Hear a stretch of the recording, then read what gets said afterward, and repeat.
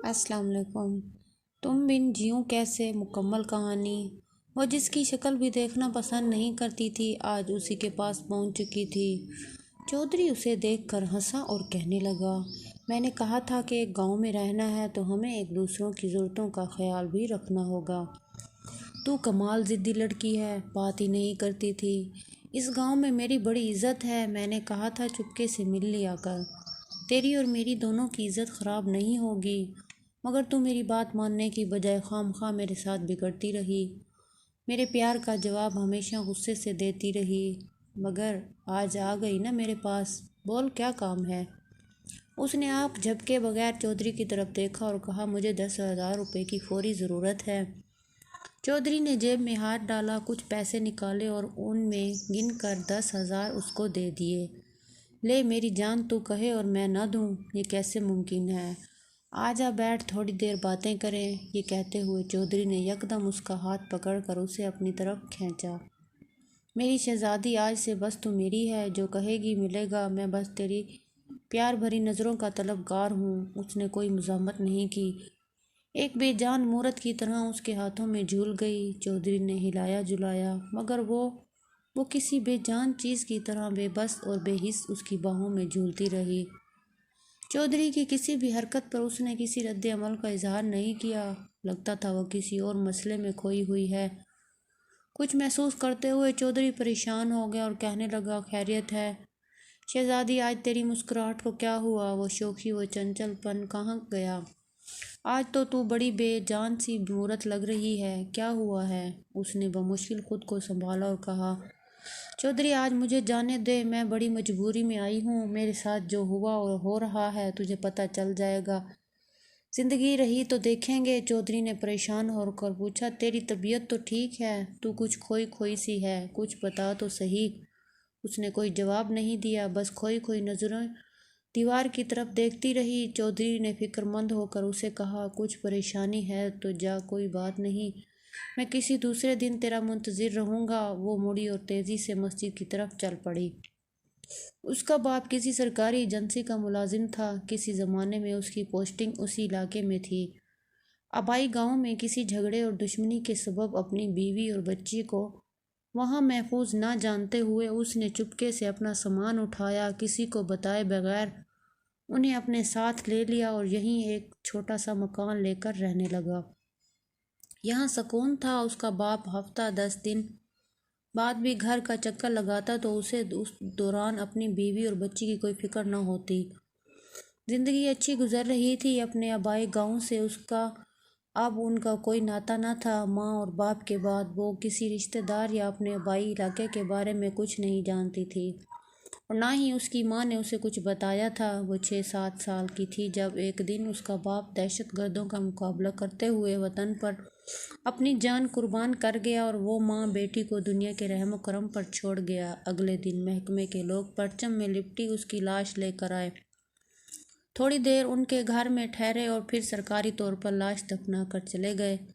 اب وہ ماں بیٹی تنہا تھی اور گزارے کے لیے اس کے باپ کی پنشن تھی، جس سے ان کی گزر بسر آسانی سے ہو جاتی تھی۔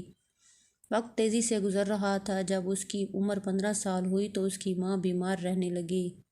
روز روز کے بخار نے ماں کو پریشان کر دیا۔ ماں کو اپنی جوان بیٹے کی فکر تھی۔ ماں کی حالت زیادہ خراب رہنے لگی تو وہ اس کی شادی کی فکر کرنے لگی۔ ایک دن ماں نے اسے بتایا کہ بیٹا، میں مرنے سے پہلے کسی طرح تیری شادی کر جاؤں گی، لیکن اگر کسی وجہ سے شادی نہ ہوئی تو یہ تیرے باپ کی پنشن کے کاغذات ہیں، انہیں سنبھال کر رکھو۔ میں مر جاؤں تو اس میں موجود فون نمبر پر رابطہ کرنا، وہ لوگ خود آ کر تصدیق کریں گے اور یہ پنشن تمہیں ملنا شروع ہو جائے گی اور تمہاری شادی ہونے تک تمہیں ملتی رہے گی۔ وہ ہنسی کہ ماں، جب تجھے پتہ ہے کہ تیرے بعد مجھے کوئی مالی پریشانی نہیں ہوگی تو سب بھول کر اپنی بیماری پر توجہ دے، مجھے شادی نہیں کرنی۔ مگر ماں کو فقط ایک فکر تھی کہ اس کی شادی ہو جائے۔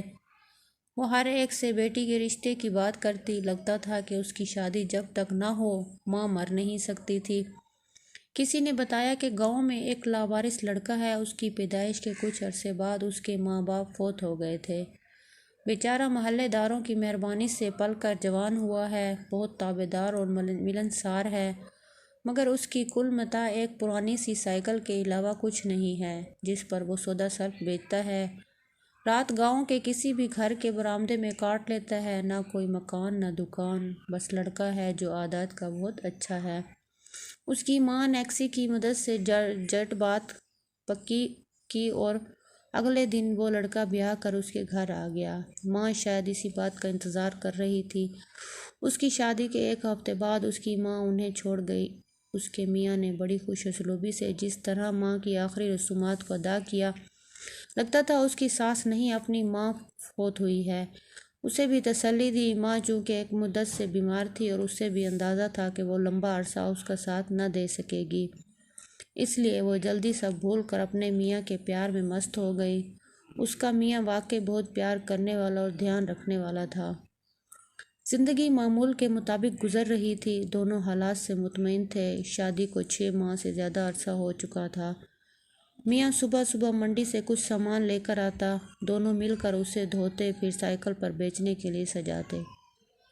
وہ میاں کو مسکراتے ہوئے دروازے پر رخصت کرتی۔ میاں کے جانے کے بعد وہ گھر کے سارے کام کرتی اور پھر دوپہر تک کھانا تیار کر لیتی۔ دوپہر کو اس کا میاں سودا سلف بیچ کر واپس آتا، دونوں مل کر کھانا کھاتے۔ عموماً دوپہر تک اس کے میاں کا سارا سامان بک گیا ہوتا تو وہ دونوں کھانا کھانے کے بعد آرام کرتے، لیکن کسی دن کچھ سامان بچا ہوتا تو میاں کھانے کے بعد ایک چکر لگانے دوبارہ چلا جاتا اور وہ اس کی واپسی کا انتظار کرتی۔ چند مہینوں میں ہی وہ آپس میں یوں گھل مل گئے تھے کہ انہیں زندگی دوسرے کے بغیر بہت ادھوری محسوس ہوتی تھی۔ اس کی جوانی بڑی بھرپور تھی، گاؤں کے بہت سے نوجوان اس کی طرف بڑھنے کی کوشش کرتے، مگر اس نے عمر بھر کسی کی طرف نظر اٹھا کر بھی نہیں دیکھا تھا۔ گاؤں کا چودھری بھی اس کے دیوانوں میں ایک تھا۔ وہ ایک بزدل آدمی تھا مگر اس کا دیوانہ تھا اور اس نے چوری چھپے کئی دفعہ اس سے ملنے کی دعوت دی، مگر پیغام لانے والے کی اس نے ہمیشہ درگت بنائی تھی۔ زندگی میں پہلی دفعہ اسے اگر کسی سے پیار ہوا تھا وہ کوئی اور نہیں تھا، اس کا میاں تھا۔ اس کا میاں بھی اس سے پیار کرتا تھا، دونوں مطمئن تھے، یوں زندگی بڑی خوشگوار گزر رہی تھی۔ اس دن بھی اس نے میاں کو دروازے پر خدا حافظ کہا اور گھر کی صفائی میں مگن ہو گئی۔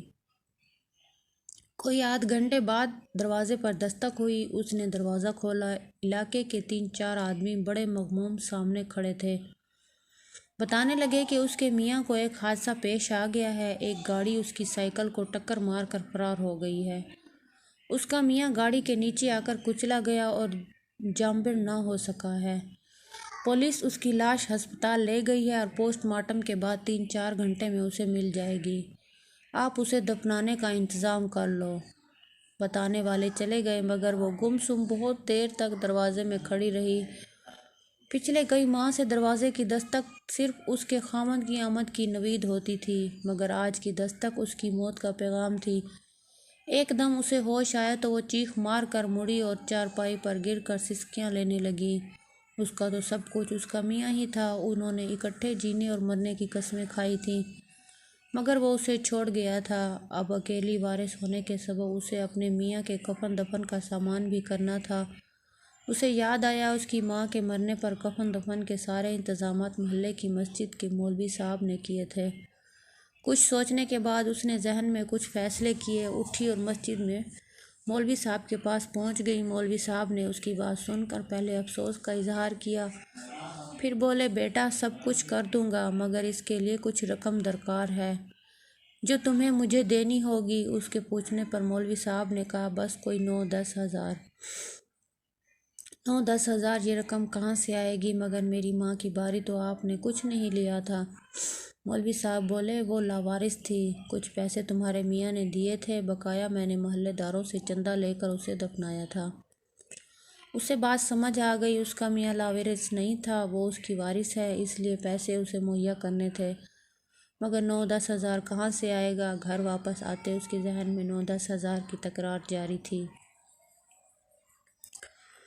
اسے یاد آیا گاؤں کے چودھری کا ہمیشہ پیغام ہوتا تھا کہ ایک دفعہ مجھے مل لے، جو کہے گی دوں گا۔ وہ سوچنے لگی کہ چودھری سے بات کرے یا نہ کرے، مگر اب سوچنے کا وقت نہیں تھا۔ تھوڑی دیر میں میت اس کے گھر پہنچ جائے گی تو وہ کیا کرے گی؟ وہ مڑی اور سیدھی چودھری کے گھر پہنچ گئی۔ چودھری گھر پر موجود تھا، اس نے رقم دینے میں کچھ پس و پیش نہ کی۔ وہ رقم لے کر مولوی صاحب کے پاس پہنچی۔ رقم دیتے وقت اس نے پھر پوچھا کہ مولوی صاحب کوئی لاوارث ہو تو دفنانا آپ کے ذمہ ہوتا ہے۔ مولوی صاحب کہنے لگے، بیٹا میری کیا حیثیت ہے، یہ محلے داروں کی ذمہ داری ہے، میں تو بس پیسے اکٹھے کرنے میں مدد کرتا ہوں۔ مولوی صاحب آج میرا میاں مرا ہے، شام تک لاش آئے گی، صبح اسے دفن کریں گے، اس سے اگلے دن میں نے آپ سے کچھ پوچھنا ہے، آپ صبح ہی میری طرف آ جائیں، یاد رہے گا؟ جی بیٹا کیوں نہیں، میں پرسوں صبح تمہارے پاس ہوں گا۔ شام کو اس کے میاں کی لاش آئی، وہ رات بھر اس کے پاس بیٹھی روتی رہی۔ صبح محلے دار آئے اور لاش دفنانے لے گئے۔ اب وہ اکیلی تھی، سوائے رونے اور میاں کو یاد کرنے کے اس کے پاس کچھ نہیں تھا۔ وہ بھوکی پیاسی بیٹھی رہی، نکاہت حد سے بڑھی تو اپنے بستر پر لیٹ گئی۔ اب وہ کس کے لیے اور کیوں جیے، اسے کچھ سمجھ نہیں آ رہی تھی۔ وہ 2 دن سے بھوکی تھی، اس نے کچھ بھی کھایا پیا نہ تھا، اسے بھوک کا احساس بھی نہ تھا۔ اسے یہی فکر تھی کہ ساتھی بچھڑنے کے بعد وہ اکیلی زندہ رہ کر کیا کرے۔ اس نے تو ساتھ ہی جینے اور مرنے کا وعدہ کیا تھا۔ سوچتے سوچتے وہ بستر پر لیٹ گئی۔ تھکاوٹ اسے لمحوں میں نیند کی آغوش میں لے گئی۔ اگلی صبح وعدے کے مطابق مولوی صاحب تشریف لائے۔ انہوں نے کئی بار دروازہ کھٹکھٹایا، آوازیں دی، مگر کوئی جواب نہ ملا۔ ہلکے سے دھکے سے دروازہ کھل گیا، سامنے پلنگ پر وہ سو رہی تھی۔ آوازیں دینے پر بھی کوئی جواب نہ ملا تو مولوی صاحب بھاگ کر ہمسایوں کو بلا لائے۔ سب آئے تو دیکھا اس کے چہرے پر ایک مسکراہٹ تھی اور وہ انہیں چھوڑ کر اپنے میاں کے پاس پہنچ چکی تھی۔ ویڈیو اچھی لگی ہو تو چینل کو لائک اور سبسکرائب بھی ضرور کر دیں۔